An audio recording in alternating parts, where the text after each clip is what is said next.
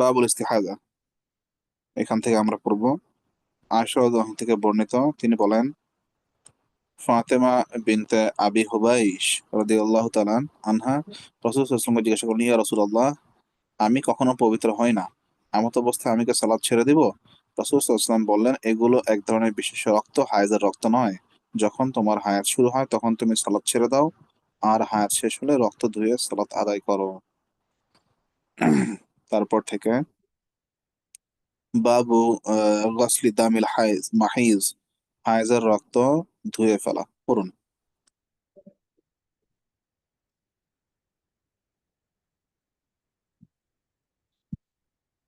কে পড়বেন?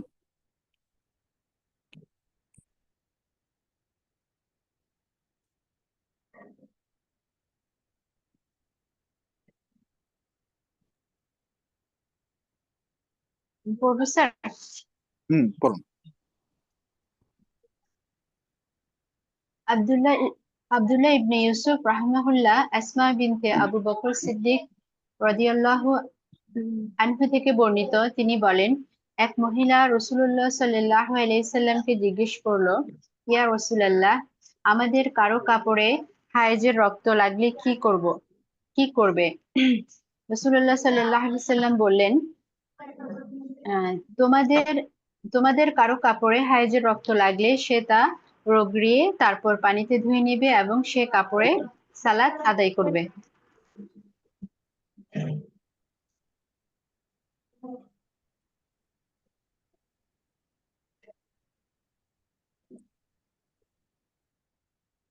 আচ্ছা, ঠিক আছে, দেখুন, প্রথমে যে হাদিস, সেই হাদিস বাবুল ইস্তিহাজা, সেখানে ইস্তেহাজাগ্রস্ত মহিলাদের জন্য সালাত পড়তে হবে।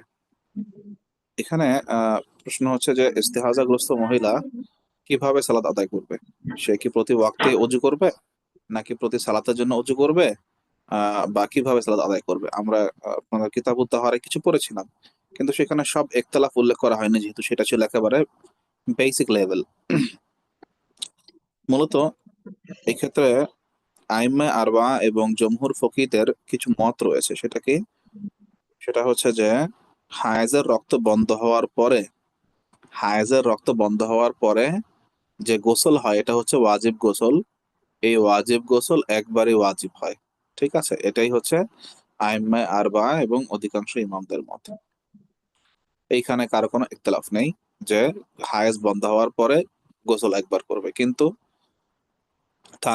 সে গোসল করার পরে তার যদি রক্ত চলমান থাকে, সে ইস্তেহাজাগ্রস্ত হিসেবে গণ্য হয় ফিকের দৃষ্টিকোণ থেকে। সেই ক্ষেত্রে সে কি করবে? ইমাম আবু হানিফা রাহিমাহুল্লাহর মতে ইস্তেহাজাগ্রস্ত মহিলার জন্য প্রতি ওয়াক্তে সে অজু করবে, প্রতি সালাতের ওয়াক্তে, যেহেতু সে মাজুর। আর এই ক্ষেত্রে তার জন্য মাজুরের হুকুম সাব্যস্ত হবে। এবং প্রতি ওয়াক্তে যখন সে প্রতি ওয়াক্তে অজু করবে। তো প্রতি ওয়াক্তে যখন সে অজু করবে, মানে প্রতি ওয়াক্তে তার জন্য পবিত্র হতে হবে, লাইক অন্য মাজুরের মতো। পুরুষ বা মহিলা অন্য যে কোনো রোগের দ্বারা মাজুর হলে তাকে যেমন প্রতি ওয়াক্তে অজু করতে হয়, ইস্তেহাজাগ্রস্ত মহিলাকে প্রতি ওয়াক্তে অজু করতে হবে।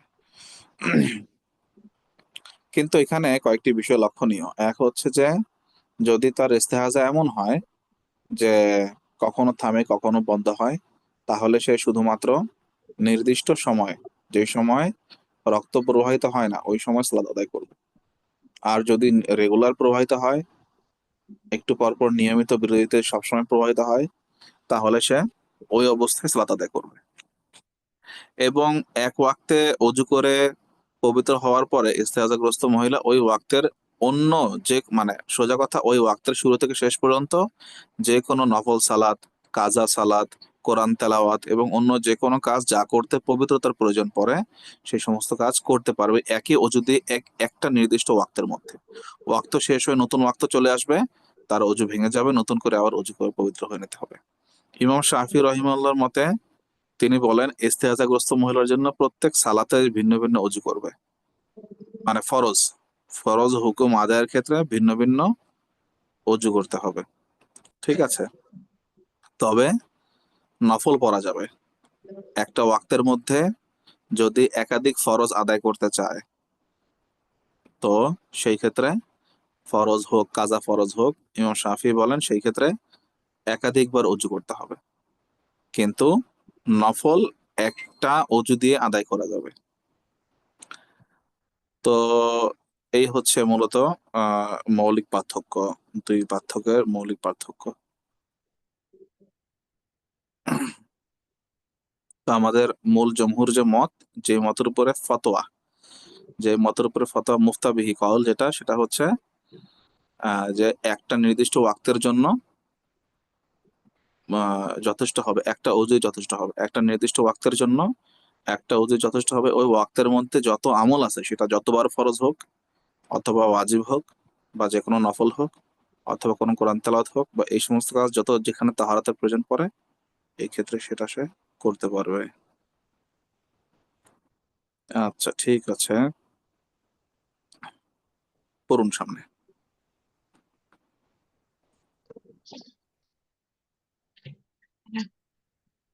মুস্তাহাজার এতেকাফ, বাবু এতেকাফিল মুস্তাহাজা। পড়ুন। ইসহাক ইবনে শাহিন রহিমাহুল্লাহ আয়েশা রাদিয়াল্লাহু আনহা থেকে বর্ণিত, তিনি বলেন, নবী সাল্লাল্লাহু আলাইহি সাল্লামের সঙ্গে তার কোনো এক স্ত্রী ইস্তেহাজার অবস্থায় ইতিকাফ করেন। তিনি রক্ত দেখতেন এবং স্রাবের কারণে প্রায়ই তার নিচে একটি পাত্র রাখতেন।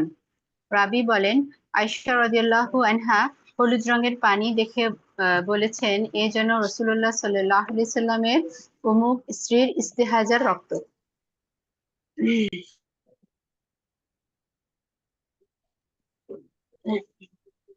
সামনে পড়ুন পড়বো সামনে স্যার। পড়ুন। জি, সামনে পড়ুন। কুতাইবা রাহিমাহুল্লাহ আয়েশা রাদিয়াল্লাহু আনহা থেকে বর্ণিত, তিনি বলেন, রাসূলুল্লাহ সাল্লাল্লাহু আলাইহি সাল্লামের সঙ্গে তার কোন একজন স্ত্রী ইতিকাফ করেছিলেন। তিনি রক্ত ও হলদে পানি বের হতে দেখতেন আর তার নিচে একটি পাত্র বসিয়ে রাখতেন এবং সেই অবস্থায় সালাত আদায় করতেন। আচ্ছা, উস্তাদদের ইসলাম, বলুন। তারপরটা বলবো স্যার। আচ্ছা, আমরা এটাকে সংক্ষেপে বলি। মানে ইস্তেহাজাগ্রস্ত মহিলার এতেকাফ, প্রথমে হচ্ছে ইস্তেহাজাগ্রস্ত মহিলার এতেকাফ, এটা নিয়ে অনেক কনফিউশন হতে পারে। এই জন্য এখানে ক্লিয়ার করে দেওয়া হলো। ইমাম বুখারীর এখানে উদ্দেশ্য হচ্ছে যে হায়েজা মহিলার সাথে ইস্তেহাজাগ্রস্ত মহিলার সাথে না মিলায়, বরং ইস্তেহাজাগ্রস্ত মহিলা পবিত্র মহিলার মতোই, সে তার জন্য মসজিদে এতেকাফ করা বৈধ, শর্ত সাপেক্ষে। ফকিহগণ মহিলাদের মসজিদে এতেকাফ করার জন্য কিছু শর্ত উল্লেখ করেছেন। সেই শর্ত সাপেক্ষে পবিত্র মহিলার মতোই ইস্তেহাজাগ্রস্ত মহিলাও মসজিদে এতেকাফ করতে পারবে। শর্ত: সাধারণত সাধারণ মহিলার শর্তের জন্য, সাধারণ মহিলার ক্ষেত্রে যে সমস্ত শর্ত, ইস্তেহাজাগ্রস্ত মহিলার ক্ষেত্রে একই শর্ত। মসজিদে এতেকাফ করার বিষয়: শরঈ সমস্ত পর্দা এবং অন্যান্য ফিতনা থেকে দূরে থাকার ব্যবস্থা করা, শরঈ সমস্ত পর্দার ইন্তজাম ব্যবস্থা থাকা, অন্যান্য যেই প্রয়োজনীয় বিষয়গুলো রয়েছে, খানা পিনা, অজু, গোসল, অন্যান্য অ্যারেঞ্জমেন্টস, সেই সমস্ত ক্ষেত্রে পর্দার সাথে ফিতনা হয় না এমন পরিবেশে ব্যবস্থা থাকা, এটা হচ্ছে জরুরি, প্রথম বিষয়। দ্বিতীয় বিষয় হচ্ছে আফজল কোনটা, অধিক ফজিলতপূর্ণ, অধিক উত্তম কোনটা, আহসান কোনটা। উত্তম হচ্ছে ঘরে এতেকাফ করা মেয়েদের জন্য, মেয়েদের জন্য ঘরে এতেকাফ করা, এটা হচ্ছে উত্তম। আচ্ছা, পড়ুন সামনে।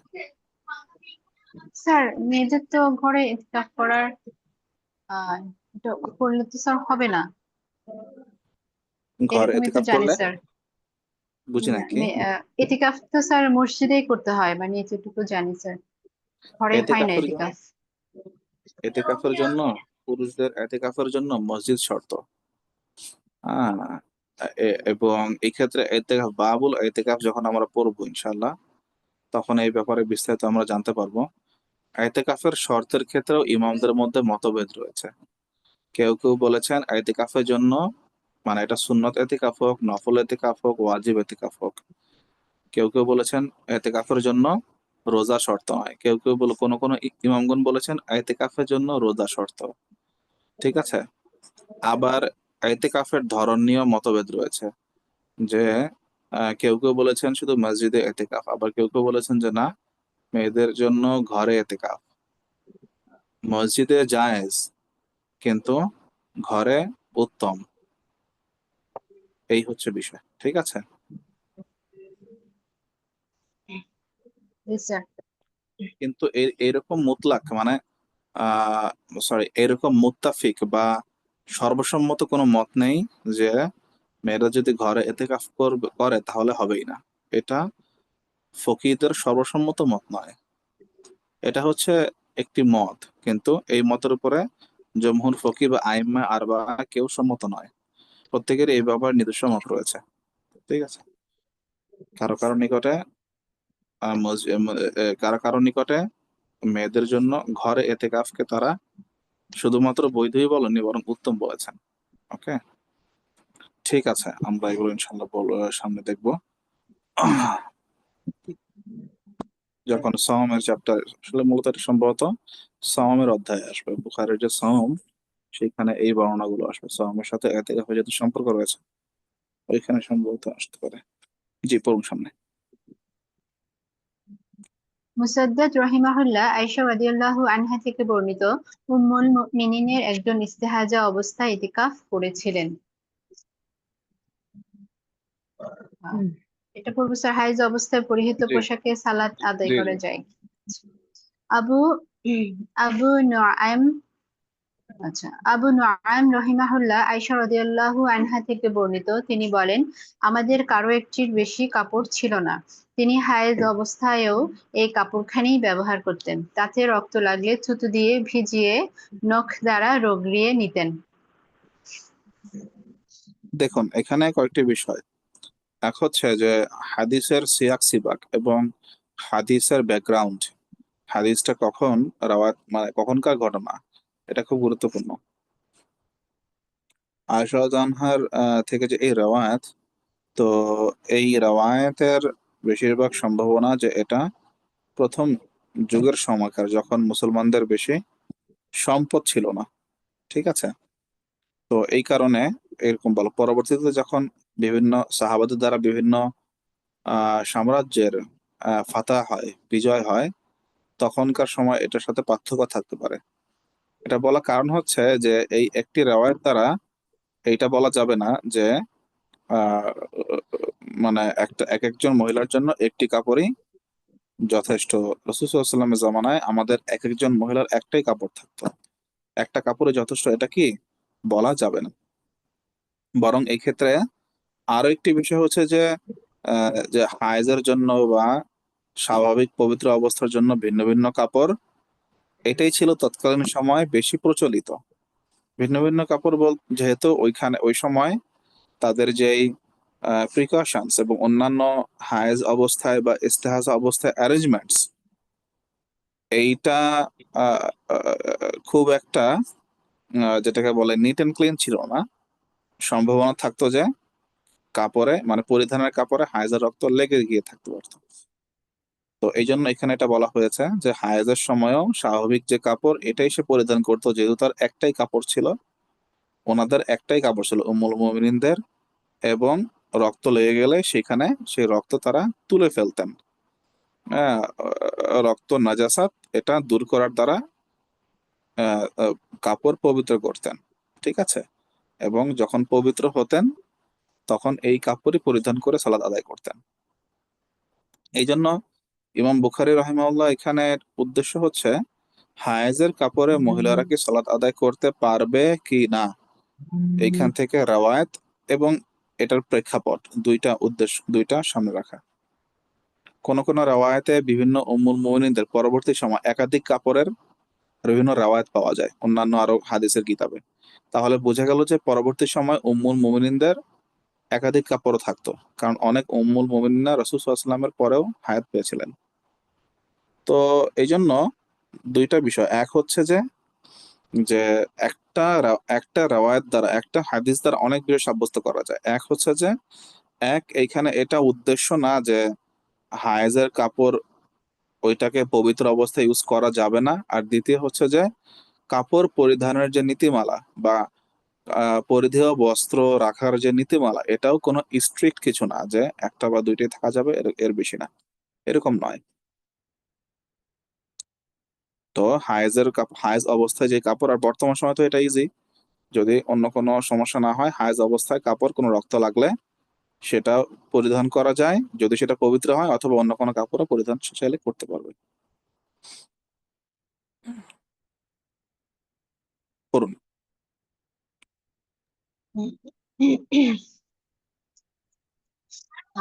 হাইজ থেকে পবিত্রতার গোসলে সুগন্ধি ব্যবহার। আব্দুল্লাহ ইবনে আব্দুল ওয়াহাব রহিমাহুল্লাহ উম্মে আতিয়া রাদিয়াল্লাহু আনহা থেকে বর্ণিত, তিনি বলেন, কোন মৃত ব্যক্তির জন্য আমাদের 3 দিনের বেশি শোক পালন করা থেকে নিষেধ করা হতো, কিন্তু স্বামীর ক্ষেত্রে 4 মাস 10 দিন শোক পালনের অনুমতি ছিল। আমরা তখন সুরমা লাগাতাম না, সুগন্ধি ব্যবহার করতাম না, ইয়ামেনের তৈরি রঙিন কাপড় ছাড়া অন্য কোনো রঙিন কাপড় পরতাম না।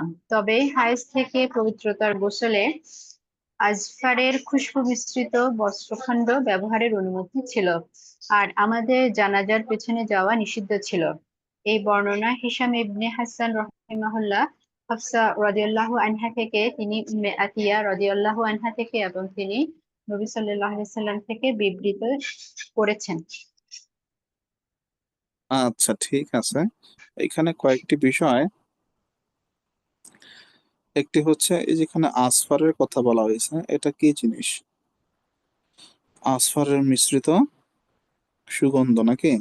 আসফারের খুশবু মিশ্রিত এবং কাপড়। জি। তো এই আসফারের এটা মূলত এক ধরনের এ, বিভিন্ন যেগুলো সুগন্ধিযুক্ত কিছু কাঠের টুকরা, চন্দন কাঠ অথবা ঔদ কাঠ, ঔদের সময় ঔদের সুগন্ধিতে যে ধরনের বিভিন্ন কাঠ ব্যবহার করা হয়, অথবা এইরকম যে সমস্ত আরবদের মধ্যে বেশি প্রচলিত, আগেও প্রচলিত এখনো প্রচলিত, এই জাতীয় আহ বিভিন্ন সুগন্ধি বা খুশবু। ঠিক আছে। তো আজফার যেটা, এটা হচ্ছে মূলত এক প্রকার সুগন্ধযুক্ত কাঠ।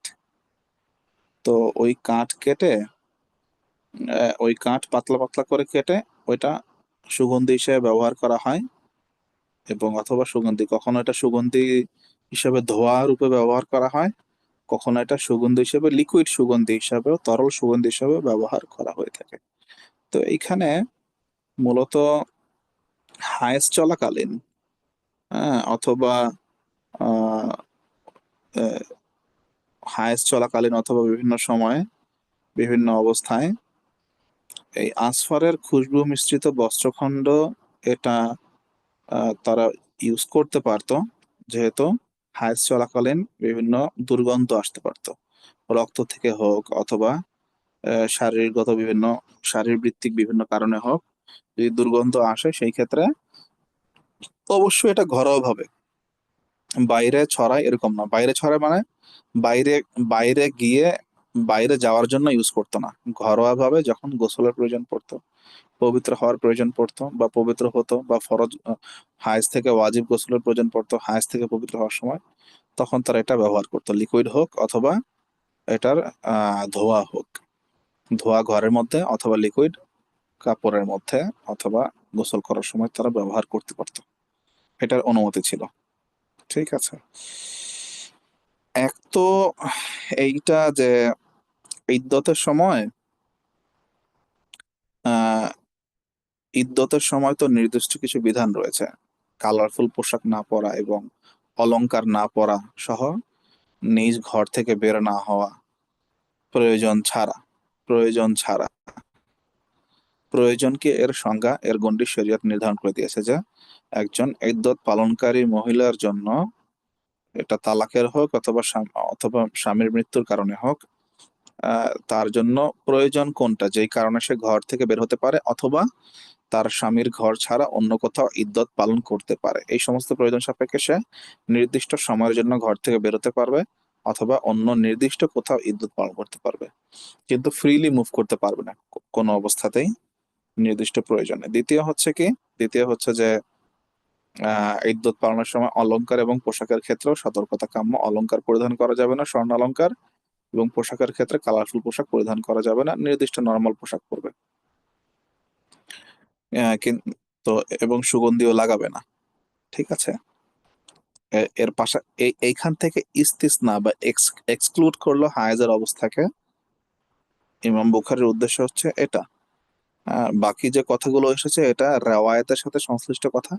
মূল উদ্দেশ্য, যেটা মহল্লা ইস্তিশহাদ বলে, মূল উদ্দেশ্য হচ্ছে হাদিসের হায়েজ থেকে পবিত্র হওয়ার যে অবস্থা, এটা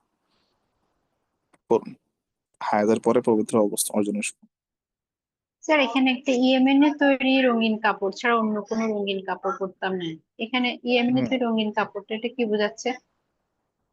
এইখানে বলা হয়েছে স্বামীর ক্ষেত্রে 4 মাস 10 দিন অনুমতি ছিল, সুগন্ধি লাগাতো না, সুরমা লাগাতো না, সুগন্ধি ব্যবহার করতো না ইয়েমেনের তৈরি রঙিন কাপড় ছাড়া। এখানে নির্দিষ্ট এক ধরনের ইয়েমেনের বিভিন্ন নকশাদার চাদর রাসূল সাল্লাল্লাহু আলাইহি ওয়াসাল্লাম এগুলো ব্যবহার করতেন। এই এরকম নকশাদার চাদর বা কাপড়, ঠিক আছে। এরকম ইমাম নওয়াবী রাহিমাহুল্লাহ ওনার সহ বিভিন্ন জমহুর আলেমদের মতে তো ওনারা বলেন যে এমন কালারফুল পোশাক এটা ইদ্যুৎকালীন সময়ে তারা তো পরবে না ইদ্যুৎকালীন সময়। কিন্তু এইখানে ইয়েমেনের যে রঙিন কাপড়, যেটা রাসূল সাল্লাল্লাহু আলাইহি ওয়াসাল্লাম নিজেও এক ধরনের চাদর পরতেন, নকশাদার চাদর, ইয়েমেনের তৈরি। আহ তো এরকম কোন কাপড় যেটা সেই সময় স্বাভাবিক ব্যবহারের মতো কাপড় ছিল, রেগুলার ব্যবহারের যে কাপড় ছিল তার মধ্যে এটা গণ্য। এই জন্য এই ইয়েমেনের তৈরি রঙিন কাপড় এটাকে ইস্তেসনা করা হয়েছে, মানে এটাকে এক্সেপশন করা হয়েছে। এটা সাধারণ ব্যবহারযোগ্য কাপড়, সাধারণ কমনলি ইউজ করা হতো এই হিসাবে। আমাদের দেশে স্যার যে মানে সাদা, সবসময় সাদা কাপড় পরে, এই সাদা ছাড়া অন্য এরকম কিছু নয়, পরে না, এটা এরকম স্যার নয় কিরকম? বিষয়টা। জি জি, বিষয়টা এরকম নয় যে সাদা ছাড়া অন্য কিছু পরবে না। স্বাভাবিক কাপড় পরবে, স্বাভাবিক যে পোশাক সেই পোশাক পরবে। হ্যাঁ, কিন্তু অলংকার যেটা, কয়েকটা জিনিস মূল হচ্ছে যে ইদ্যত পালনকারী মহিলা অলংকার পরবে না, 1 নাম্বার। 2 নাম্বার হচ্ছে মানে স্বর্ণালংকার পরবে না। 2 নাম্বার হচ্ছে যে সুগন্ধি ব্যবহার করবে না। আহ 3 নাম্বার হচ্ছে যে যে সে বাইরে যাবে না। ঠিক আছে, মানে বাইরে যাওয়ার ক্ষেত্রে একটা তার আহ, আর সাজসজ্জা করবে না। সাজসজ্জা, এই সাজসজ্জা থেকে বিরত থাকা এটা হচ্ছে ওয়াজিব। সাজসজ্জা থেকে বিরত থাকা এটা হচ্ছে ওয়াজিব। তাহলে রঙিন পোশাক, কারুকার্য মণ্ডিত পোশাক, ডিজাইন করা যে সমস্ত বিষয় থাকে, এই সমস্ত পোশাক পরা। শুধুমাত্র সাদা কাপড় পরা জরুরি মনে করে এটা ঠিক নয়। আর কেউ যদি সাদা কাপড় পরলে সওয়াব মনে করে, এটা তো বেদাত, কারণ এর আমলের কোনো সওয়াবই নাই। এইটা আমার যেটা মনে হয় যে এটা বর্তমান সাবকন্টিনেন্ট রিজিয়নে হিন্দুয়ানি কালচার থেকে এসছে। ঠিক আছে। সে ব্যবহৃত রঙিন কাপড় যদি ডিজাইনেবল হয় এতে সমস্যা নেই। মানে যেই কাপড় সে নর্মাল সময় ব্যবহার করে, এই কাপড় যদি ডিজাইন করা হয়, হালকা চাকচিক্যপূর্ণ হয়, মানে সাধারণ ডিজাইন যেটা গর্জিয়াস না, এরকম হয় যেটা সাধারণ ক্যাজুয়াল ড্রেস যেগুলো সাধারণত তারা ঘরে পরে থাকে, কোনো অকেশনে পরে না, অকেশনে বা কোনো ওয়েডিং সেরেমনি বা কোনো গ্যাদারিংসে গেলে পরে না। ঘরোয়া যে ক্যাজুয়াল কাপড় সেটা যদি রঙিন হয়, হালকা ডিজাইন হয়, ইদ্যুৎ পালনকালীন সময় এগুলো পড়তে কোনো সমস্যা নেই। কিন্তু এই যেমন মেকআপ করা, মেহেদি লাগানো, সুরমা দেওয়া, ঠিক আছে না, এই কাজগুলো হচ্ছে বর্জনীয়। আর স্বর্ণালংকার পরা হচ্ছে বর্জনীয়। স্বর্ণালংকার থাকলে সেটা খুলে ফেলতে হবে, ঠিক আছে, ইদ্যুৎকালীন সময়। কিন্তু শুধুমাত্র সাদা কাপড় পরা এটা আবশ্যক নয় এবং জরুরিও নয়। পড়লে পড়লো, না পড়লে নাই। কিন্তু এটা হিন্দুয়ানি কালচার থেকে আমার কাছে এসছে বলে বেশি মনে হচ্ছে, বাংলা মানে সাবকন্টিনেন্ট রিজিয়নে। জি স্যার। সবচেয়ে বর্তমান সময় সবচেয়ে যেটা গুরুত্বপূর্ণ সেটা হচ্ছে যে মানে বাসায় থাকা, বিশেষ করে যারা ওয়ার্কিং ওমেন অথবা ওয়ার্কিং ওমেন বাদ দেন, যারা সাধারণ মহিলা ঘর গৃহিণী, তারাও ইদ্যত পালনকালীন সময় আত্মীয় স্বজনের বাসায় যায় অথবা বাইরে যায়। এটা হচ্ছে একটু খেয়াল রাখতে হবে যাতে নির্দিষ্ট প্রয়োজন ছাড়া, প্রয়োজন কি শরিয়া এখানে প্রয়োজন, যদি তার কোনো এমন মাহারাম পুরুষ না থাকে যে তার প্রয়োজনীয় জিনিস তাকে বাসায় এনে দিতে পারবে, তাহলে সে নির্দিষ্ট প্রয়োজনীয় জিনিসটা আনার জন্য বাইরে যেতে পারে। প্রয়োজনীয় জিনিস আনবে আর বাসায় চলে আসবে, এতটুকু। একইভাবে তার ভরণ পোষণ করার জন্য যদি কোনো মাহারাম পুরুষ না থাকে, অথবা আছে কিন্তু তারা ভরণ পোষণ দিতে রাজি নয় এবং তাকে বাধ্য হয়ে পর্দার সাথে কাজ করতে হচ্ছে নির্দিষ্ট জায়গায়, তো সেই ক্ষেত্রেও সে খুবই এক্সেপশন কেসে, আরো কিছু এখানে অবশ্য আরো বিষয় আলোচনা যোগ্য, কারণ এটা কেস টু কেস ভ্যারি করে। তো যদি শরিয়া মোতাবেক শর্ত পূরণ করে থাকে তাহলেও ইদ্যত পালনকারী মহিলা নিজের ভরণ পোষণ, কারণ তাকে তো খেয়ে বাঁচতে হবে, ওই অবস্থাতেও সে আহ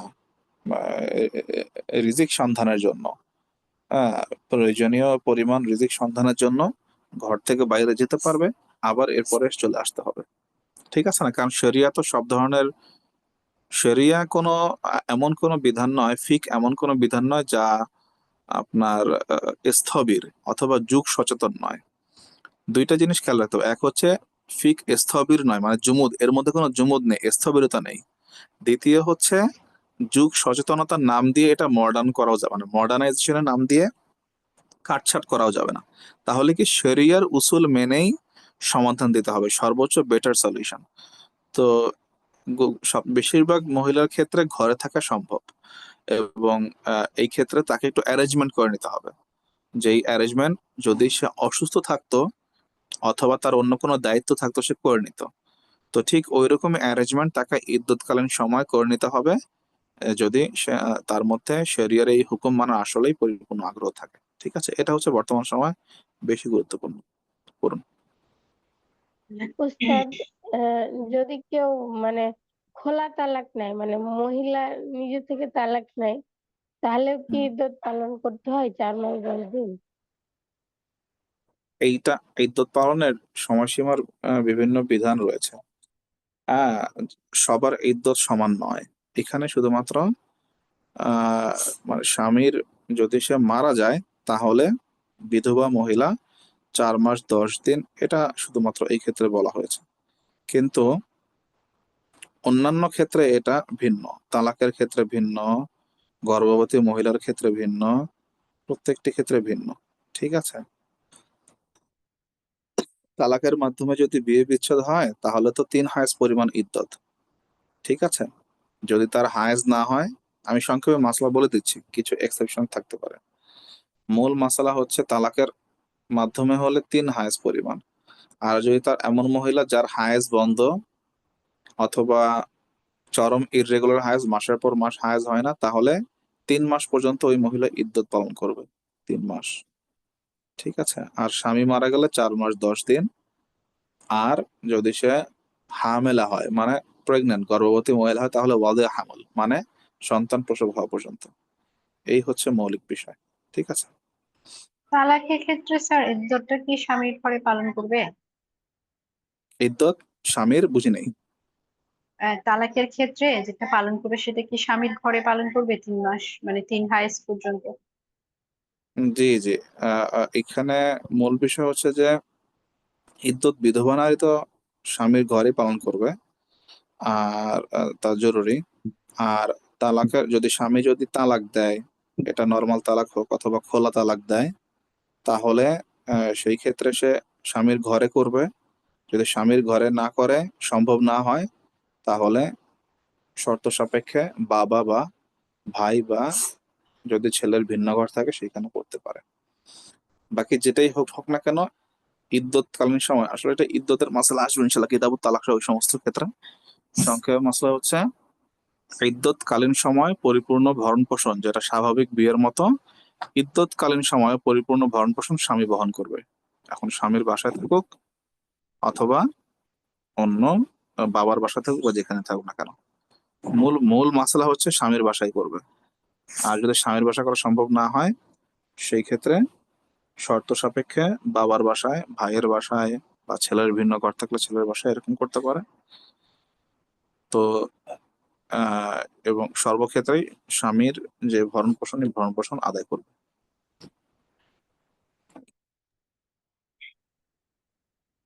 জি, পড়ুন।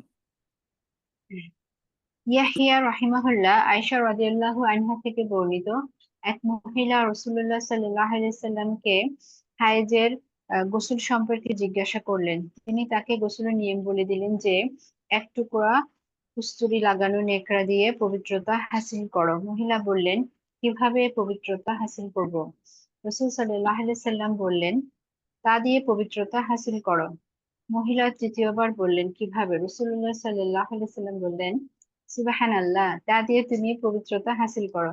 আয়েশা রাদিয়াল্লাহু তাআলা আনহা বলেন, তখন আমি তাকে টেনে আমার কাছে নিয়ে আসলাম এবং বললাম, তা দিয়ে রক্তের চিহ্ন বিশেষভাবে মুছে ফেলো।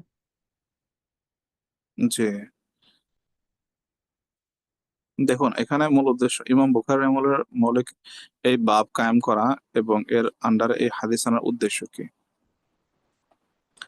প্রথমত হচ্ছে রাসূল সাল্লাল্লাহু আলাইহি সাল্লামকে আল্লাহ তাআলা জামিউল কালিম দিয়েছেন।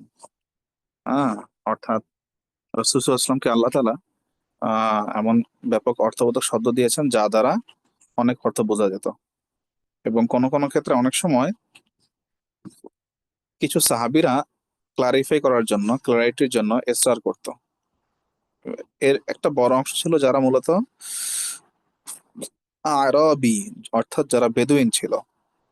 বিভিন্ন মরুভূমির বিভিন্ন প্রান্তরে গ্রামগঞ্জের যারা সাহাবী ছিল, তারা অনেক সময় এটিকেটস এর ক্ষেত্রে আহ, এটা তাদের মধ্যে ছিল না। এটিকেটস এর ক্ষেত্রে যেটা আনসার এবং মুহাজির সাহাবীরা যারা রাসূলুল্লাহ সাল্লাল্লাহু আলাইহি ওয়াসাল্লামের সাথে সবসময় থাকতেন, তারা যে এটিকেটস এর বিষয়গুলো মেনটেন করতেন, যারা একটু গ্রাম্য সাহাবী বা বেদুইন সাহাবী তারা এই বিষয়গুলো অতটা মানে খেয়াল করতেন না, যার ফলে তারা অনেকটা ছিলেন কাইন্ড অফ আউট স্পোকেন এবং অথবা অনেকটা সাদাসিধা বলা যায় এই সমস্ত বিভিন্ন এটিকেটস এর ক্ষেত্রে। এবং অনেক সময় তারা বিষয়গুলো একটু আহ, খোলামেলা আলোচনা চাইতেন। তাদের এটা তাদের মাথায় হয়তো বা ঢুকতো না বা বুঝতো না, এরকম তাদের অভ্যাস, জীবনযাত্রার বিভিন্ন কারণে।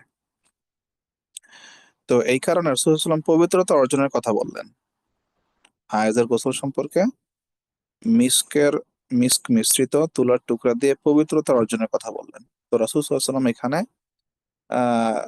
যে যে পরিমাণ পর্যন্ত ওনার কথা, ওনার নবী হিসাবে, রাসূল হিসাবে যে পরিমাণ কথা উনি বলা উত্তম মনে করেছেন সেই পর্যন্ত বলেছেন। এরপরে যখন মহিলা বারবার ইসরার করলো, বারবার চাপাচাপি করলো, যেটা আসলে আমরা অনেক ক্ষেত্রে অনেক হাদিসে দেখে থাকি পুরুষ সাহাবীরা করে থাকে। তো বারবার একবার দুইবার তিনবার বলার পরে এরপর রাসূল সাল্লাল্লাহু আলাইহি ওয়াসাল্লাম নিজে বলে দেন অথবা পাশে কোনো সাহাবী বলে, তো এই ক্ষেত্রে যেহেতু এটা নারীর সাথে সম্পৃক্ত বিষয়, রাসূল আয়েশা তানহা তাকে নিজের কাছে নিয়ে এসে পরে বিস্তারিত ভেঙে বুঝিয়ে দিলেন যে, তোমার যেই রক্ত, যেখান থেকে রক্ত বের হয়, হায়জের রক্ত বের হয়, সেইখানে তুমি এই তুলার টুকরা দিয়ে পবিত্রতা অর্জন করবে, যেটা রাসূল সাল্লাল্লাহু আলাইহি ওয়াসাল্লাম নিজে বলেননি। এটা হচ্ছে এক। দ্বিতীয় বিষয়, ইমাম বুখারী এটা বলা, এটা মূল উদ্দেশ্য হচ্ছে হায়েজের গোসলের চেয়ে পবিত্রতা অর্জন, যেটা স্বাভাবিক পবিত্রতা অর্জন অথবা স্বাভাবিক যে গোসল, রেগুলার গোসল, এটার চেয়ে হায়েজের গোসলকে অধিক গুরুত্ব দেওয়া। আমরা সাবকন্টিনেন্ট রিজনের লোকেরা যে গোসল করি, শরিয়াতে কিন্তু এই গোসলের কোনো স্থান নেই। স্থান নেই বলতে এই গোসল করার কোনো বিধান নেই। এই গোসল মুস্তাহাব গোসলও না, ঠিক আছে? এই গোসল হচ্ছে আমাদের তবিআই বা আমাদের যেটাকে বলে আমরা যে ধরনের লাইফ লিড করে ইউজ টু, এই ধরনের একটা গোসল, রেগুলার গোসল। এটা আমাদের তবিআই বা স্বভাবগত গোসল। হ্যাঁ, স্বভাবগত গোসল। কিন্তু এই গোসলের কোনো ফিকহি বিধান নেই, এটা হচ্ছে মুবাহ। ফিকহি বিধান নেই বলতে এটা মুস্তাহাব বা সুন্নত বা মুস্তাহাব কোনো কিছুই না, এটা হচ্ছে মুবাহ। নির্দিষ্ট দিনগুলোতে গোসল করা সুন্নাহ, যেরকম জুমার দিনে। একইভাবে হায়েজের গোসল যেটা ওয়াজিব গোসল। তো এই যেহেতু এটা ওয়াজিব গোসল, পবিত্রতা অর্জন অবশ্যই জরুরি। সালাত সালাত সালাত এবং কোরআন তেলাওয়াত সহ বিভিন্ন বিষয়ের জন্য। তো এই জন্য এটাকে বেশি গুরুত্ব দেওয়াটাই হচ্ছে ইমাম বুখারীর উদ্দেশ্য। এর পাশাপাশি হাদিসের কনটেক্সট থেকে এটা আমরা বুঝতে পারি, সেনসিটিভ ইস্যুতে রাসূল সাল্লাল্লাহু আলাইহি ওয়াসাল্লাম কি ধরনের শব্দ ব্যবহার করতেন। এটাই হচ্ছে মূলত হাদিস বর্ণন, এটাই হচ্ছে মূলত সেনসিটিভ কথাগুলো বর্ণনা করার সুন্নাহ। কিন্তু রাসূল সাল্লাল্লাহু আলাইহি ওয়াসাল্লামের এই রাওয়ায়াত তো আয়েশা রাদিয়াল্লাহু আনহা নিজে বর্ণনা করলেন এবং সেটা সবার সামনেই করলেন। তো তাহলে বোঝা গেল যে সাধারণ অবস্থায় শিক্ষা দেওয়ার জন্য ছাত্রদের সামনে সেন্সিটিভ ইস্যু বর্ণনা করবে, কিন্তু এমনভাবে বর্ণনা করবে যার দ্বারা বিষয় ক্লিয়ার হয়, কিন্তু কথার যেই শালীনতা সেটা বজায় থাকে, মানে যার যে ক্ষেত্রে যে স্ট্যান্ডার্ড। আবার এরকম করবে না যে কথার শালীনতা বজায় রাখতে গিয়ে মূল বিষয়টা ক্লিয়ার হলো না। তো দুইটার মাঝামাঝি স্ট্যান্ডার্ড ওয়েতে কথা প্র্যাকটিস করা এক। দ্বিতীয়ত হচ্ছে রাসূল সাল্লাল্লাহু আলাইহি ওয়াসাল্লামের সামনে মজলিস ছিল, এখানে আরো সাহাবীরা ছিল এবং উম্মুল মুমিনরা ছিল। তো এখানে সম্ভব ছিল আল্লাহ রাসূল সাল্লাল্লাহু আলাইহি ওয়াসাল্লাম ইন জেনারেলি মাসলা বর্ণনা করলেন, উম্মুল মুমিনিনা সেটা ব্যাখ্যা করে দিলেন নির্দিষ্ট মহিলাকে। তো এই হচ্ছে কিছু বিষয়ের এখানে আদাব উল্লেখ করা হলো। পড়ুন।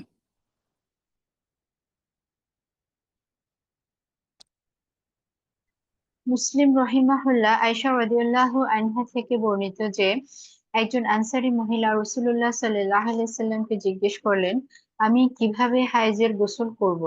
রাসূলুল্লাহ সাল্লাল্লাহু আলাইহি সাল্লাম বললেন, এক টুকরা কস্তুরীযুক্ত নেকড়া লাও এবং 3 বার ধুয়ে নাও। নবী সাল্লাল্লাহু আলাইহি সাল্লাম এরপর লজ্জাবশত অন্যদিকে মুখ ফিরিয়ে নিলেন এবং বললেন, তা দিয়ে তুমি পবিত্র হও। আয়েশা রাদিয়াল্লাহু তাআলা আনহা বলেন, আমি তাকে নিজের দিকে টেনে নিলাম, তারপর তাকে নবী সাল্লাল্লাহু আলাইহি সাল্লামের কথার মর্ম বুঝিয়ে দিলাম।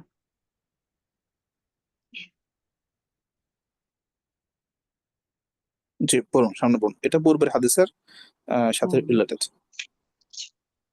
মুসা ইবনে ইসমাইল রহিমাহুল্লাহ আয়েশা রাদিয়াল্লাহু তাআলা আনহা থেকে বর্ণিত, তিনি বলেন, আমি রাসূলুল্লাহ সাল্লাল্লাহু আলাইহি সাল্লামের সঙ্গে বিদায় হজের ইহরাম বেঁধেছিলাম। আমিও তাদেরই একজন ছিলাম যারা তামাত্তুর নিয়ত করেছিল এবং সঙ্গে কুরবানির পশু নেয়নি। তিনি বলেন, তার হায়েজ শুরু হয় আর আরাফায় রাত পর্যন্ত তিনি পাক হননি। আয়েশা রাদিয়াল্লাহু তাআলা আনহা বলেন, আমি বললাম, ইয়া রাসূলুল্লাহ, আজ তো আরাফার রাত, আর আমি হজের সঙ্গে উমরারও নিয়ত করেছি। রাসূলুল্লাহ সাল্লাল্লাহু আলাইহি সাল্লাম তাকে বললেন, মাথার বেনি খুলে ফেলো, চুল আঁচড়াও আর উমরা থেকে বিরত থাকো। আমি তাই করলাম। হজ সমাধা করার পর রাসূলুল্লাহ সাল্লাল্লাহু আলাইহি সাল্লাম আব্দুর রহমান রাদিয়াল্লাহু আনহুকে হাসবাই অবস্থানের রাত্রে আমাকে উমরা করানোর নির্দেশ দিলেন। তিনি তানঈম থেকে আমাকে উমরা করালেন, যেখান থেকে আমি উমরার ইহরাম বেঁধেছিলাম। দেখুন, এখানে হজ্জে ইফরাত শুধুমাত্র হজ যারা মক্কার মুকিম এবং আশপাশ যারা, তারা হজ্জে ইফরাত করে, অর্থাৎ শুধুমাত্র হজ করে কোনো উমরা ছাড়া। আর বাইরে মিকাতের বাইরে থেকে যারা আসে এরা হজ্জে তামাত্তু বা হজ্জে কিরান করে। তো হজ্জে তামাত্তু এহরামের জন্য, হজ্জে তামাত্তু এহরামের জন্য এক, সরি, উমরার জন্য এক এহরাম, হজের জন্য আরেক এহরাম। তো এই ক্ষেত্রে হায়েজ অবস্থায় তো আর ওমরা করা সম্ভব না, ওমরার যে মূল তাওয়াফ সে তাওয়াফ করাই সম্ভব না। তো এই কারণে হজ হয়ে গেল। আহ কারণ হজ হচ্ছে আরাফা, আরাফার ময়দানে অবস্থান করা। হজের অন্যান্য আমল শেষ করার পরে সেই যে তাওয়াফ বাকি ছিল, ওমরার তাওয়াফ, রাসূলুল্লাহ সাল্লাল্লাহু আলাইহি ওয়াসাল্লাম সেই তাওয়াফ করিয়ে নিলেন। এই হচ্ছে মূল বিষয়। উম্মুল মুমিনিন আয়েশা রাদিয়াল্লাহু আনহা এখানে হজে তামাত্তুর নিয়ত করেছেন, মানে যে মিকাত ছিল ওই মিকাত থেকে শুধুমাত্র উমরার এহরাম বেঁধেছিলেন। এরপরে যখন উমরা করা সম্ভব হয় নাই, তারপরে তিনি হজের নিয়ত করলেন। হজ শেষ হওয়ার পরে, হজ শেষ হওয়ার পরে তানঈম থেকে, এটা মক্কায় এখনো তানঈম নামেই পরিচিত। তানঈম যে এলাকা, এইখানে এখন বর্তমানে একটি, আপনারা যারা এসেছেন দেখেছেন, মসজিদে আয়েশা নামে একটি মসজিদ বানানো হয়েছে। সেখান থেকে মক্কার যারা অধিবাসী তারা মসজিদে তানঈম থেকে ওমরার নিয়ত করে। একই সাথে কেউ যদি বাইরে থেকে এসে ওমরা করে, তখন দ্বিতীয়বার যখন নফল ওমরা করে তখন সে এই তানঈম থেকে ওমরা নিয়ত করে। এই এটা একটি দলিল যে আয়েশা আনহা হজের পরে যখন ওমরা করেছিলেন তখন তিনি তানিআইম থেকে নিয়ত করতে বলেছিলেন। তানিআইম যেটা হুদুদে হারামের মানে মক্কার যে হুদুদে হারাম বা হারাম বাউন্ডারি রয়েছে তার একদিকে শেষ মাথা, একদিকে তানিআইম রয়েছে, আরেক দিকে জোরানা রয়েছে। ঠিক আছে, দুই দিকেই মসজিদ, মিকাত দুই দিকেই নির্মাণ করা, মানে মসজিদ নির্মাণ করা আছে, সেখান থেকে তারা নিয়ত করে থাকে। দুইটা অপোজিট ডিরেকশনে, দুই দিকে অপোজিট ডিরেকশনে। একটা মদিনার আহ, আহ, একটা মদিনার রাস্তার দিকে, আরেকটা রাস্তা হলো তায়েফের দিকে, তায়েফ জেদ্দার দিকে, তায়েফের দিকে। তো যাই হোক, মূল উদ্দেশ্য হচ্ছে যে হায়েজের গোসলের সময় মেয়েদের চুলে চিরুনি করা, এই সংক্রান্ত ইমাম বুখারী রাহিমাহুল্লাহ বাব কায়েম করেছিলেন। তো এখানে ইমাম বুখারী রাহিমাহুল্লাহ এর দ্বারা উদ্দেশ্য হচ্ছে যে সাধারণত তারা হায়েজের গোসলের সময়, মেয়েরা তো তাদের মাথার চুল খুলে এবং ভালো মতো করে গোসল করে, সব জায়গায় পানি পৌঁছে ওয়াজিব গোসল সম্পন্ন করে। তো এখানে ইমাম বুখারী রাহিমাহুল্লাহর উদ্দেশ্য এটাই, যে হায়েজের গোসলে বিশেষ গুরুত্ব দেওয়া, এটা হচ্ছে ওনার মূল উদ্দেশ্য। পূর্বের বাবের সাথে এটা এই দিক থেকে রিলেটেড। আচ্ছা, ঠিক আছে, আমরা নেক্সট দিন আশা করি হায়েজ সংক্রান্ত অল্প কিছু আর হাদিস পড়বো। এরপরে আমরা তায়াম্মুম এবং গোসল সংক্রান্ত শেষ করে কিতাবুস সালাহ চলে যাবো ইনশাআল্লাহ। আমাদের আজকের সেশন এই পর্যন্ত। যদি কারো কোনো প্রশ্ন থাকে প্রশ্ন করতে পারেন। স্যার এখানে তো স্যার অনেকগুলো হাদিস হয়ে যাচ্ছে, এগুলো স্যার পরীক্ষা দিব কিভাবে এগুলো পড়ে? পরীক্ষা তো এতগুলো দেওয়া লাগবে না, পরীক্ষায় নির্দিষ্ট গুরুত্বপূর্ণ একাডেমিক আলোচনা সমৃদ্ধ আমরা হাদিস দিব, এতগুলো হাদিস হবে না। ঠিক আছে, আচ্ছা, এগুলো স্যার জানার জন্য করবো তো? অবশ্যই। আচ্ছা আচ্ছা। বুখারীর উদ্দেশ্য মানে এর দ্বারা শুধুমাত্র এটা উদ্দেশ্য না, যেমন হয়তো আপনারা হায়েজ নেফাসের ফিক পড়েছেন, সামনে যারা যারা বুখারী পড়াবে নিউ নিউ বিভিন্ন চ্যাপ্টার আসবে। তো প্রত্যেকটা হাদিস আলোচনা করতে গেলে বিভিন্ন ঘটনা জানা হয়, সংশ্লিষ্ট মাসালা জানা হয়। আবার অনেক সময় দেখা যায়, যেমন এর আগে আপনারা দেখলেন কি মাসালা এসছে হায়েজের এবং ইস্তিহাজার চ্যাপ্টারে, হাদিসটা এসছে, কিন্তু সেখানে ইদ্দতের কথা আলোচনা আছে, তো সেখানে ইদ্দতের কিছু আলোচনা হলো, সাথে ইমামদের মতভেদ জানা যায়। এই সমস্ত বিষয় হচ্ছে হাদিস আলোচনার অংশ। শুধুমাত্র রিডিং পড়ে যাওয়া এর দ্বারা কিন্তু হাদিসের হক আদায় হয় না। ঠিক আছে। ম্যামদের মানে মতভেদের স্যার বিষয়গুলা এই হুম হুম। হাদিস পড়ে তো আমরা স্যার, আপনি তো স্যার বলেন কিন্তু এগুলো তো স্যার পরে আর মানে এই যে কিভাবে শুনলেন, মনে রাখবো? চর্চা হলো, হ্যাঁ, যদি বেশি সম্ভব হতো নোট ডাউন করে রাখা, এটা হচ্ছে বেস্ট ওয়ে। কিন্তু নোট ডাউন করে রাখতে পারলে বাস এটা, কিন্তু এটা আপনি শুনলেন, বুঝলেন, এটা পড়তে পড়তে শুনতে শুনতে দর্স মানে মূল হচ্ছে, দর্সের মূল হচ্ছে দুইটা জিনিস। এক হচ্ছে আহ আহ, শোনা, আসামাউ, আহ, শ্রবণ করা, শোনা, লেকচার শোনা। আর দ্বিতীয় হচ্ছে যে মুযাকারা, অর্থাৎ বারবার সেটা আলোচনা করা। তো মুযাকারা তো আমাদের অনলাইন সেশন গুলোতে সম্ভব হয় না, তো সেই ক্ষেত্রে মুযাকারা একটা বেস্ট হয়েছে, এটা নোট ডাউন করা এবং সেটা বারবার রিভিশন দেওয়া নিজে নিজে, অথবা ডিসকাশন গ্রুপ করা হয়েছে। ডিসকাশন গ্রুপ আমি খুলেছি, আমার একটা সিদ্ধান্ত ছিল ডিসকাশন গ্রুপে মুযাকারা নিয়তে, মুযাকারা বা পারস্পরিক আলোচনা হওয়া, যা যে যদি কোনো একজন নোটস গুলো টেক্সট আকারে দিয়ে দিত, আজকের কোন কোন মাসালায় কোন কোন ইমামের কি মত আলোচনা হয়েছে, অথবা ডিফারেন্ট কোনো পার্সপেক্টিভ বর্ণনা করা হয়েছে কিনা কোনো একটা নির্দিষ্ট হাদিসের ক্ষেত্রে, সেটা বাকিরা দেখতো, শুনতো, তখন এটা ভালো মতো গেঁথে যেত। এটা হচ্ছে আইডিয়াল ওয়ে। যদি এটা নাও হয়ে থাকে, কমসে কম আপনার যে ডিসকাশন গুলো শুনলেন, এইটা আপনার নলেজকে আরো এনরিচ করবে, এলমকে সমৃদ্ধ করবে। ঠিক আছে।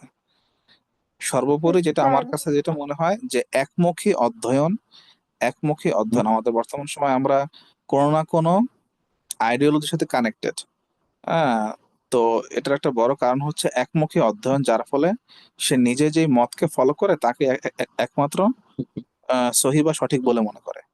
তো এর মূল কারণ হচ্ছে একমুখী অধ্যয়ন। যদি অধ্যয়নটা বহুমাত্রিক হয়, ব্যাপক হয় আর গভীর হয়, তখন এটা আর হয় না। এটা ডিসকাশন করে আলোচনার অন্যতম উদ্দেশ্য এটা।